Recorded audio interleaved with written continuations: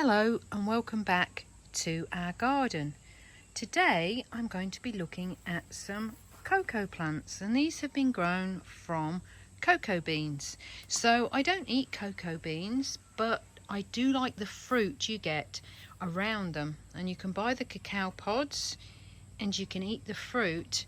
The fruit is quite delicious. It tastes a little bit chocolatey, a little bit like Parma violets, and is very sweet and fruity. So what I did, I got a pod given to me by somebody at the markets and I planted the seeds.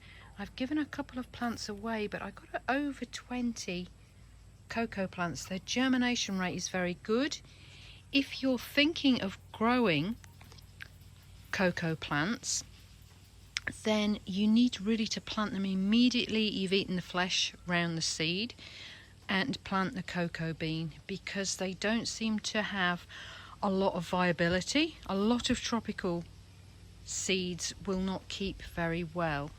They want to be planted straight away. And with the cocoa beans, I think it's pretty similar. You need to plant them straight away, and the germination rate was almost 100%. We'll just go in and have a look more closely at one of them, and they're quite a pretty little seedling, and hopefully these will grow. They like a humid and warm and wet climate. We do have colder winters here, so during the winter I'll put them into a little greenhouse until they get a bit bigger.